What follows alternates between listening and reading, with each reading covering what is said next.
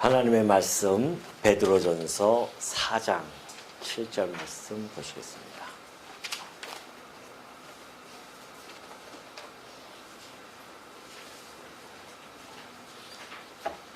베드로전서 4장 7절입니다.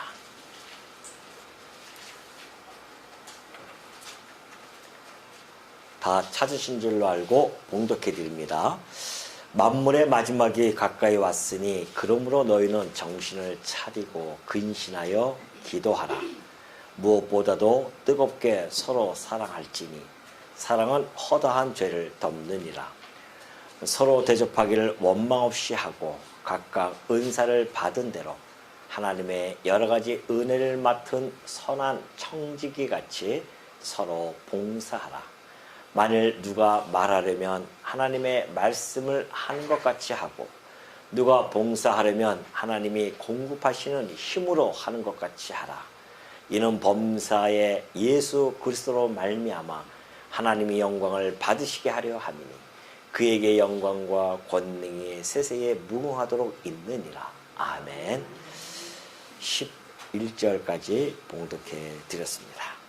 오늘 구원론 특강은 잠시 접어두고요. 오늘 재직회 우리 임명장 서리집사 임명장 수요가 있습니다. 그래서 특별히 좀 거기에 맞춰서 말씀을 전하고자 합니다.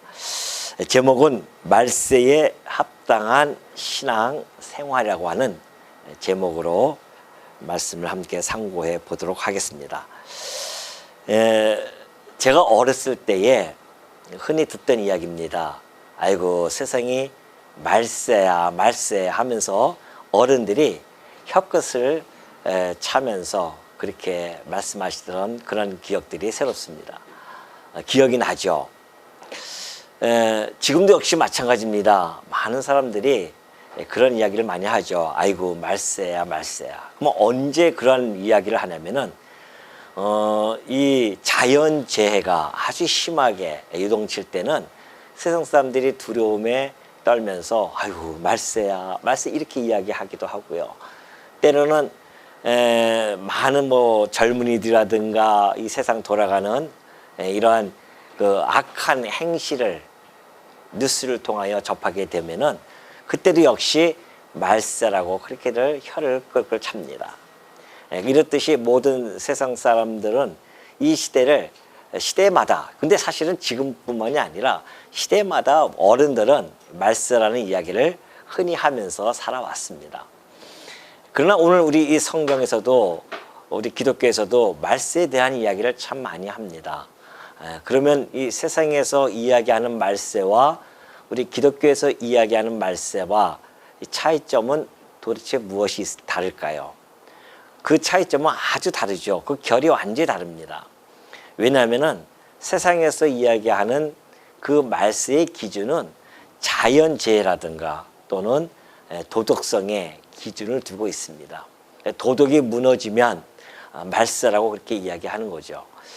그러나 기독교에서 이야기하는 말세는 그런 자연재해나 어떠한 도덕성을 가지고 그런 기준을 가지고 말세라고 칭하지 않습니다. 기독교적인 말세는요 시기를 이야기합니다. 다시 말하면 이렇게 되어 있죠. 예수님이 2000년 전에 이 땅에 오셨습니다. 그리고 이때를 이제 우리는 초림이라고 합니다. 예수님이 이 땅에 오신 첫 번째 오신 성육신을 하고 이 땅에 오신 것을 초림이라고 이렇게 이야기하고요.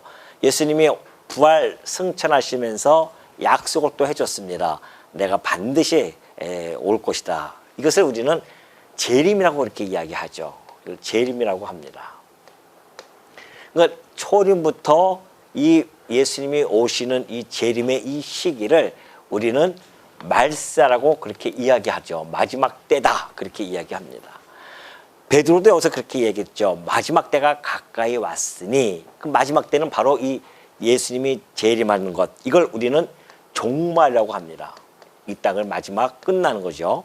심판을 당하고 끝나는 이 시기를 종말의 시기라고 합니다. 그러니까 마지막이 가까이 왔다고 하는 것은 곧 종말의 때, 곧 재림의 때 같은 그러한 선생에서 이해가 되어질 수가 있습니다. 재림의 때가 가까이 왔다, 종말의 때가 가까이 왔다. 이렇게 표현을 해주고 있죠. 그러니까 기독교에서는 이런 시기성을 가지고선 이야기를 합니다. 그러니까 도덕이나 뭐 자연재해가 말세의 뜻은 아닙니다. 말세를 표현하는 건 아니죠. 물론 마지막 때 말세의 지말에는 그러한 것들이 더욱 강하게 나타날 수는 있습니다. 그러나 이 땅이 타락되어지고 아담이 타락한 이후로부터 나타나는 도덕성의 문제점은 뭐 이루 말할 수가 없었습니다. 오죽하면은 물로 심판할 정도로 그렇게 도덕성이 타락되어져 있었고요. 여전히 자연재해는 있었습니다. 그러니까 그러한 걸 가지고서는 마지막 때라고 설명하기에는 너무 부족합니다. 그래서 성경에는 얘기했듯이 예수님이 이 땅에 오시고 마지막 오실 때까지를 말세라고 그렇게 이야기하고요. 왜 그 마지막 때를 강조하냐면은 이때가 예수님이 오시고 나서부터 시작되어졌기 때문에 이때가 바로 은혜 받을 때입니다. 이 말세는 은혜 받을 때예요. 예수님이 이 땅에 오셔서 복음을 선포했기 때문에 이 은혜 받을 때요, 구원의 날입니다. 그러니까 이때를 지나면은 구원을 받을 수가 없어요. 은혜를 받을 때도 없습니다. 예수님이 이 땅에 오셔서 종말이 되어지면 이후에 구원을 얻을 수가 없습니다. 물론 이것은 이제 역사적인 종말이지만 우리 개개인에게는 개인적인 종말이 있죠. 내가 이 땅에 태어나서 언제 죽을지 모르지만은 만약에 죽는다고 한다면 이것이 내 개인적인 종말입니다. 이건 역사적인 종말이고요. 그 성도는 언제든지 이 땅을 살아가면서 이 종말의 도상에서 살아가는 자들이 바로 성도거든요. 세상 사람들은 이것을 이 종말에 대한 것을 깊이 인식하지 못하고 살아갑니다. 그런가 하면 너무 또 깊이 들어간 자들도 있어요. 과거에 우리 이제 기독교에 보면은 사이비 종교 쪽으로, 기독교는 아니죠. 사이비 이단들. 그래서 뭐 다미선교회라든가 1992년에 여러분 다 경험했잖아요. 나이 드신 분들은. 92년에 예수님이 오신다고 해가지고서는 막 재산 다 팔고 산속에 올라가서 예수님 맞이한다고 힐옷 입고 막 그렇게 야단벗어 떨던 시기가 있었습니다. 그렇게 해서 종말을 맞이하고자 하는데 그렇지 않다는 겁니다. 성도가 이 종말의 도상에서 살아갈 때에 마지막 때를 살아가는 합당한 생활은 그들이 얘기했던 것처럼 그런 이야기 아니에요. 뭐 재산을 팔아가지고서는 다 뭐 나눠주고서는 산속에 올라가서 하얀 옷 입고 그런 비정상적인 생활을 이야기하지 않습니다. 성경에는 너무도 확고하게 종말을 맞이하여 성도가 살아가야 할 합당한 생활이 무엇인지를 정확하게 제시해주고 있습니다. 오늘 우리는 이것을 하나씩 좀 살펴보고자 합니다. 자, 이 현대라고 하는 것은 이 종말의 세계를 맞이하면서 살아갔는데 현대는 무감각 속에서 살아갑니다. 아까 얘기했듯이 이러한 뭐 아주 너무 두려움 속에서 살아가는 자들이 있는가 하면 종말의 이 때를 맞이해서 그냥 무감각하게 살아가요. 워낙 사는 것이 바쁘다 보니 그렇습니다. 아침에 눈 뜨면 그냥 나가서 일하기 바쁘잖아요. 그래서 막 그냥 얼마나 바쁘게 돌아가는지 어떻게 살아가는지도 모릅니다. 그리고 밤에는 그 힘듦을 잊기 위해서 향락에 이 극한 향락 쪽으로 빠지는 경우도 참 많이 있고요. 그러다 보면은 자기도 모르게 뭐 마약에 접하기도 하고 이런 모습이 지금 이 시대에 만연되어져 있습니다. 이런 시대에 살고 있는 우리 이 성도는 어떠한 자세로 살아야 될 것인가를 하나하나 좀 살펴보도록 하겠습니다. 자, 마지막 때를 기다리는 이 성도들이 하나님께 대하여 가져야 할 개인적인 그러한 신앙 자세가 바로 7절에 나타나 있죠. 자, 만물의 마지막에 가까이 왔으니 그러므로 너희는 정신을 차리라 이겁니다. 정신을. 마지막 때가 올수록 흐트러지면 안 된다는 거죠. 정신을 차리라. 종말의 도상에 살아가는 우리 성도들에게 있어서 가장 신경 써야 할 부분이 바로 이겁니다. 정신을 차리라 합니다. 정신을 차리라고 하는 것은 분별력을 가지라는 겁니다. 시대상을 확실히 바라보면서 분별력을 우리가 가지고 있어야 됩니다. 또는 마음을 잘 추스리라 라는 뜻도 함께 있어요. 정신을 차리라고 하는 것은. 그래서 우리가 성도들이 절제하고 자제심을 가지면서 환경에 따라 요동하지 아니하는 것. 환경에 따라 막 요동하고 누가 이렇게 하면 확 쏠리고 이렇게 얘기하면 정치권에서 누가 이렇게 얘기하면 확 쏠리고 막 이런 데에 성도들은 휘말릴 필요가 전혀 없습니다. 그래서 요동하지 않고 냉정하게 자신의 신앙을 지켜나가야 할 것, 이것이 바로 지금 사도들이 이야기하고 있는 종말의 때의 성도들의 삶입니다. 그래서 먼저 너희는 정신을 차리고 근신하여 기도하는 삶입니다. 그죠? 우리가 이 땅의 말세에 성도들이 합당한 생활, 첫째가 바로 기도의 생활입니다. 정신을 차리고 기도한다는 것이죠. 기도한다고 하는 것은 곧 하나님께 소망을 두고 하나님을 바라보면서 살아가는 삶을 이야기합니다. 이 마지막 때라고 해서 그냥 뭐 세상 사람처럼 부어라 마셔라 그렇게 살아가셔도 안 되고요. 또한 잘못된 그러한 신앙을 가지고서는 두려움 속에서 모든 비정상적인 생활을 하는 그러한 자들이 아니라는 거죠. 성도는 그냥 있는 그대로, 혹 내일 종말이 온다 할지라도, 그러나 우리 이 종말은 알 수가 없어요. 개인적인 종말도 알 수 없습니다. 그러니까 오늘 하루하루가 우리는 종말의 삶이에요. 내가 오늘 살다가 오늘 저한테 죽을 수도 있지 않습니까? 그렇기 때문에 오늘 우리는 날마다 종말의 삶을 살아가는데 그 종말의 삶에 가장 신경 써야 할 부분이 바로 뭐냐? 기도의 삶입니다. 날마다 우리가 기도를 해야 돼요. 하나님을 향해서 마음을 쏟아야 된단 말입니다. 기도는 누구에게 해요? 하나님에게 하는 거 아닙니까? 그러니까 우리의 삶을 하나님에게 뭐하라? 초점을 맞추고 살아간다는 겁니다. 이것이 성도의 삶이에요. 세상에 초점을 맞추고 살아가는 것이 아니에요. 바로 기도에 우리가 하나님께 초점을 맞추고 기도의 삶을 살아가라고 그렇게 권면을 해주고 있습니다. 그러니까 그때 당시에는 뭐 고난과 핍박 속에 살아갔기 때문에 더욱더 그러죠. 고난과 핍박 속에서 그 환경에 요동치지 말고 너희 정신 차려야 된다. 지금 막 그때 당시에는 핍박이 강하게 왔어요. 출교를 당하고 예수를 믿는다고 그것 때문에 막 죽임을 당하고 그러한 시기였기 때문에 정신을 안 차리면 안 됩니다.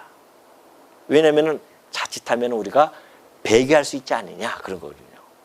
죽음이 두렵고 환경이 그 핍박과 어려움 속에 처하게 되어지면 신앙을 저버릴 수도 있단 말입니다. 정신을 못 차리면. 그러니까 정신을 차리고 근신하여 오로지 하나님께 초점을 맞춰서 기도하면서 살아가려고 하는 그런 거죠. 이것은 사도, 이 베드로만 그렇게 이야기한 것이 아닙니다. 사도들의 일관된 그러한 주장이죠. 우리가 데살로니가전서 5장 6절 보면은 바울도 동일하게 그렇게 설명을 해주고 있어요. 그러므로 우리는 다른 이들과 같이 자지 말고 오직 깨어 정신을 차릴지라 그렇게 이야기하고 있습니다. 다른 이들처럼 자요. 왜? 어둠 속에 있으니까 다 영적으로 다 자고 있는 상태입니다. 깨어있지를 못해요. 그냥 바쁘게 살아가고 그저 그냥 뭐 저녁 때는 그냥 그 향락 속에 빠져 있고 그렇게만 살아가죠. 성도는 깨어 정신을 차려야 된다는 거죠. 영적으로 늘 깨어 있어서 우리 주님 오실 날을 맞이하고 신랑이신 그리스도가 오시니까 우리의 삶이 얼마나 정결하게 그 정결한 가운데 있다가 그리스도에게 바쳐야 된단 말입니다. 그러니까 언제 죽을지 몰라요. 그래서 날마다 우리가 기도하면서 정결한 마음을 가지고 깨어 정신을 차려고 하는 이 사도들의 일관된 이러한 선언은 오늘 우리들이 반드시 성도들이 이 말세에 임하는 자세가 아닐 수 없다. 자, 8절에 보면 그래요. 무엇보다도 기도하는데 무엇보다도 뜨겁게 서로 사랑하라고 합니다. 뜨겁게 서로 사랑하라고 하죠. 왜냐하면 사랑은 허다한 죄를 다 덮어주기 때문에 덮느니라 그렇게 이야기합니다. 그리스도인들 간에 그리스도인 성도 상호 간에 가져야 할 바람직한 신앙상 자세를 8절에서는 이야기하고요. 7절에서는 개인적인 신앙 자세라고 한다면 8절은 성도 간에 서로 이렇게 바람직한 그러한 신앙생활을 하라고 그렇게 권면하고 있습니다. 어떻게 하라? 뜨겁게 사랑하라는 겁니다. 이 뜨겁게 이 사랑한다고 하는 것은 하나님이 우리에게 주신 사랑입니다. 사랑이라고 하는 건 하나님이 우리가 얼마나 허다한 허물이 있었습니까? 죄와 허물로 가득 찬 우리들을 당신의 사랑으로 덮어주거든요. 이 사랑을 우리가 받았어요. 성도가 그 사랑을 받고 깨달았다고 한다면 우리 성도들도 이 말세에 뭐하라? 서로 사랑하라. 서로 사랑. 그 사랑을 받은 그것을 가지고 그래서 형제들, 지체들의 그런 허물들을 덮어줄 수 있는 뭐 허물들 한번 들춰내기 시작하면 끝이 없죠. 허물 없는 사람이 어렵습니까? 다 허물이 있어요. 다 허물이 있단 말입니다. 육적으로 보더라도 다 점들이 있고 막 다 뭐가 흠이 다 있잖아요. 근데 우리 영적으로는 오죽하겠냐 말이죠. 그러니까 그 모든 것들을 덮어줄 수 있는 것은 사랑입니다. 하나님이 우리를 왜 덮어줬을까요? 사랑하기 때문에 그렇다고 했습니다. 내가 너를 사랑하기 때문에 그 사랑을 십자가에서 내가 보여줄게. 그래서 십자가 사건은 당신의 사랑을 보여주는 그런 역사적인 사건입니다. 그거는. 당신의 사랑을 뭘로 표현할 수가, 그것이 가장 정확하게 표현되어지기 때문에 당신의 독생자를, 생명을 우리를 대신해서 내어주는 것, 이것처럼 큰 사랑이 어디 있겠어요? 확실한 사랑, 확실히 알 수 있는 사랑 없단 말입니다. 그걸 보여주신 겁니다. 하나님 우리에 대한 사랑을. 그렇다고 한다면 그 사랑을 받아서 이 자리에 모여졌다고 한다면 우리 역시 그 사랑을 통하여 지체간의 허물을 어떻게 하라? 덮어주는 것. 이것이 바로 이 종말에 맞이한 성도들의 삶이라는 것을 잊지 마시기 바랍니다. 그러면서 9절 서로 대접하기를 원망 없이 하고 각각 은사를 대접하기를 원망 없이 하라. 세 번째가 원망 없는 대접. 원망 없는 대접. 이게 대접을 하는 겁니다. 그때 당시에는 이제 나그네와 같은 그런 길을 건넌 성도들이 많이 있었습니다.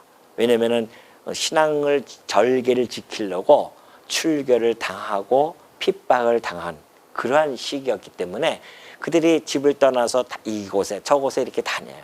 순례자처럼 다닐 수 있단 말입니다. 그러면은 예를 들어서 이 진천에서 있는 성도가 거기서 쫓겨나가지고서는 이렇게 오다가 청주에 와보니까는 이 말씀 있는 성원교회가 있단 말입니다. 그럼 여기에 얼마나 반갑겠어요. 같은 신앙을 가지고 있는 분들이니까. 그래서 온단 말입니다. 왔을 때에 그 애는 어떻게 하겠어요? 반갑게 맞이하고 대접을 해야 됩니다. 그래서 이제 그 나그네를 대접하는데 하루 이틀 3일 가면은 뭐가 생겨요?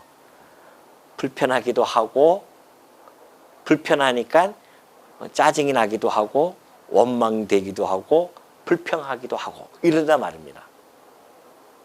그래서 지금 베드로가 원망 없이 대접을 하라 그런 겁니다. 그러니까 그 성도들이 얼마나 힘들겠습니까? 그것을 함께 공유하고 같은 지체로서 받아들이는 거죠. 그래서 어떻게든지 같이 그 어려움을 극복해 나갈 수 있도록 하는 것이 성도와 성도 간의 관계이기 때문에 서로 대접하는 것, 원망 없이 해라. 그래서 사실은 그 대접을 받는 사람들도 역시 마찬가지입니다. 그 대접을 받는 사람들도 겸손과 감사함으로 대접을 받되 최소의 부담이 안 되도록 그렇게 하라고 또 그때 당시에는 그런 규례가 또 있었다고 하대요.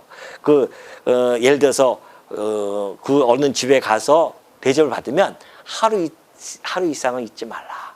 또 다른 성도에게 가든지 다른 교회를 가는 거죠. 그러니까 하루 있지 말고 혹 만약에 더 있어야 된다고 한다면 이틀을 넘기지 말도록 그렇게 또 나름대로 그렇게 규례를 세워서 한 사람이 많은 부담을 지지 아니하도록. 그때 당시에 또 다들 힘들고 어려운 가문도 있었으니까 지금은 이제 풍요롭지만은 그때 당시엔 그랬단 말입니다.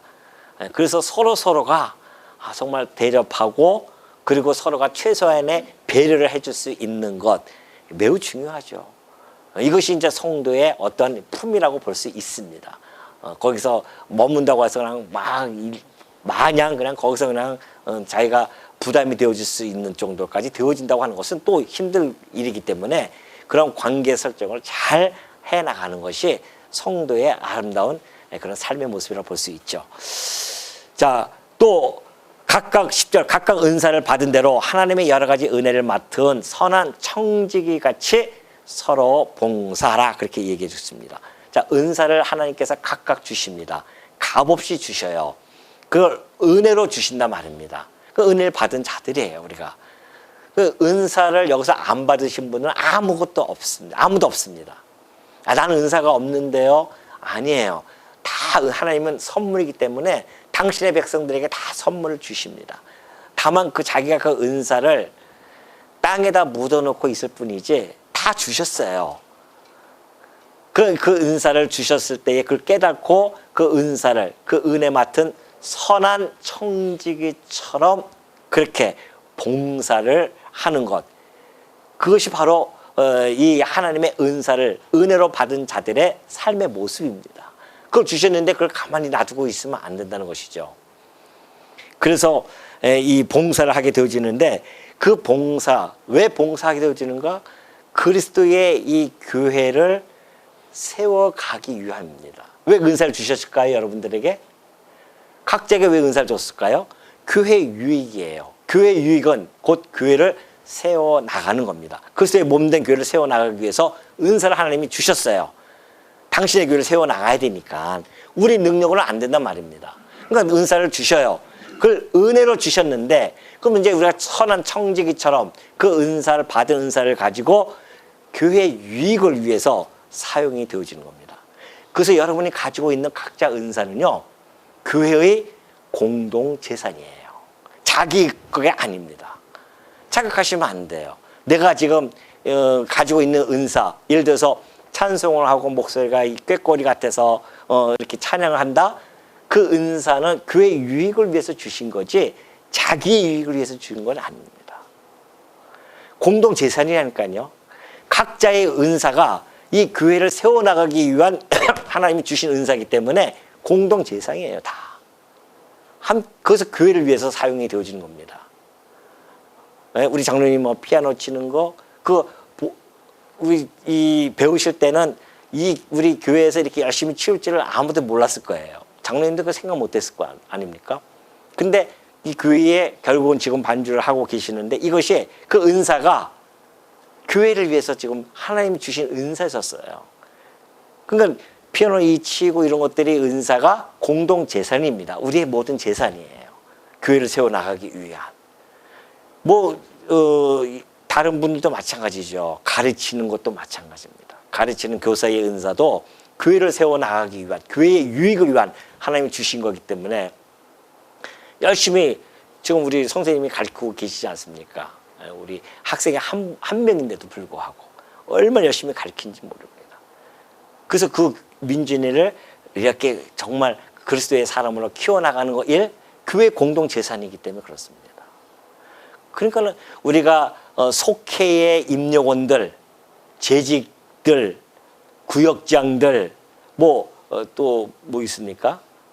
다 다양하게 좀 은사가 좀 나눠져 있지 않습니까? 그런 모든 은사들을 하나님께서 주신 것은 그걸 통해서 교회를 좀 계속 견고하게 세워나가는 중 아니겠습니까? 그것처럼 모든 이 주신 것들을 주셨는데 그것을 할 때에 어떻게 하라? 선한 청지기처럼. 악한 청지기는 뭐예요? 그 은사 줬는데 하나님께서 땅에다 묻어놓고 가만히 있는 자들. 악한 청지기죠. 선한 청지기는 하나님이 주신 그 은사, 그걸 가지고서 열심히 정말 봉사한다는 것. 이건 매우 중요합니다. 봉사라고 하는 것은요, 상대를 섬기는 것입니다. 왜 봉사합니까? 상대를 섬기는 거예요. 상대를 섬긴다고 하는 것은 곧 자기 희생을 뜻합니다. 다 자기 희생하고 있는 거예요, 지금. 아니, 그리스도께서, 머리 대신 그리스도께서, 교회의 머리 대신 그리스도께서 자기 희생으로 세워줬는데 그 안에 구성원들이 어떻게 자기 희생 없이 세워질 수 있겠습니까? 끝없이 희생을 하라. 그래서 이것이 바로 하나님의 각각 은사를 받은 대로 하나님의 여러 가지 은혜를 맡은 선한 청지같이 서로 봉사하라. 네 번째가 바로 선한 청지기처럼 봉사하라고 그렇게 하는 겁니다. 그리고 이제 마지막에 그러면 그거 할 때 어떻게 해야 되는가? 만일 누가 말하려면 하나님의 말씀을 하는 것 같이 하고 누가 봉사하려면 하나님이 공급하시는 힘으로 하는 것 같이 하라는 겁니다. 자, 우리가 은사를 받아서 봉사를 해요. 크게 두 가지로 나타납니다. 말로 하기도 하고 행동으로 하기도 합니다. 언행이에요. 언행에 관한 문제입니다. 자, 우리가 말로 이렇게 봉사해요. 여기서 물론 그 말이라고 하는 것은 뭐 다양하게 나타날 수 있습니다. 목회자라든가 말로 교사라든가 아니면은 뭐 속회장이라든가 뭐 구역장이라든가 다 마찬가지입니다. 그래서 모여서 구역장들이 모여서 구역 예배를 드리고 구역 식구와 함께 있을 때에 말할 거 아닙니까? 그때 어떻게 얘기하라? 하나님의 말씀을 하는 것 같이 하는 겁니다. 하나님의 신탁을 받은 것처럼 그렇게 하는 겁니다. 역시 저도 마찬가지죠. 하나님의 신탁을 받아서 지금 하는 것처럼 우리가 해야 된단 말입니다. 하나님이 우리를 통해 나를 통해서 하나님 당신의 뜻을 전달하는 것인데 어떻게 이것을 신중하게 하지 아니할 수 있으며 소홀히 여길 수 있겠냐 말이죠. 구역장들도 마찬가지입니다. 구역 예배를 드릴 때도 하나님께서 하나님의 뜻을 대신 전하는 자들이기 때문에 얼마나 신중하게 정말 해야 되고 그것뿐만이 아니에요. 그 말씀만 전하는 것뿐만이 아니라 어떠한 말, 속회장도 그렇고 속회에 관한 부분, 전도에 관한 부분도 그렇고 뭐 찬양대도 그렇고 어느 부분 소속들이 이야기할 때에 그냥 아무 생각 없이 툭툭 내뱉어서 서로가 상처를 주는 그런 것이 아닙니다. 교회는 말 한마디 신중하게 해야 되고 혹시 내가 말 잘못해서 상대방의 상처를 입히면 어떡할까 늘 생각하고 내가 얘기할 때는 하나님의 말씀을 하는 것처럼 신중함과 정말 귀하게 그래서 하나님의 영광이 드러날 수 있도록 하는 것 이것이 종말을 맞이하는 성도들의 삶이죠. 그러니까 모든 걸 봉사도 마찬가지고 하나님의 힘으로 해야 된다는 겁니다. 이 봉사도 마찬가지죠. 하나님이 봉사하려면 하나님이 공급하시는 힘으로 하는 것 같이 해라는 겁니다. 뭐 자기의 특출난 능력 때문에 하는 것처럼 그렇게 하면 안 된다는 것이죠. 착각하면 안 됩니다. 그리고 자신을 드러내고자 하는 그런 교만한 태도 그렇게 해서 봉사한다고 하는 것은 얼마나 하나님 앞에서 정말 이 죄된 모습인지 모르죠. 모든 것을 공급하시는 그 하나님께 영광을 돌려드리는 겁니다. 그러니까 여러분 우리가 은사를 다 실현하면 뭐만 남아야 됩니까? 은사를 실현하면 하나님의 영광만이 남아 있어야 됩니다. 이 손톱만큼도 우리가 거기 안에서 들춰내면 안 돼요. 내가 교회에서 이만큼 했는데 자랑하는 사람들이 얼마나 많은지 모릅니다. 얼마나 부끄러운 일입니까? 하나님께서 나에게 은사를 은혜로 주지 아니하셨으면 그 일조차도 할 수가 없어요. 그런데 우리는 그걸 갖다가 내가 하는 것처럼 착각해가지고 내가 과거에는 이렇게 이해했었어. 내가 이렇게 했는데 나 이제 안 해. 기분 나빠. 이래버린다고 한다면은 그동안 해왔던 모든 것들이 다 뭐예요? 물거품이 되어버리는 겁니다. 그게. 자기 의가 드러나니까. 교회는 그런 것이 아닙니다.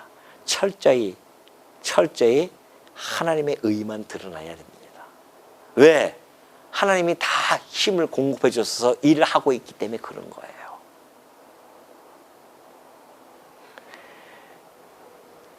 그래서 우리가 여기 보면 뒤에 그러잖아요. 이는 왜 그렇게 해야 되는가? 그 이유가 있어요. 이는 범사에 예수 그리스도로 말미암아 하나님이 영광을 받으시게 하려 함이니 그래요. 범사에 누굴 통해서?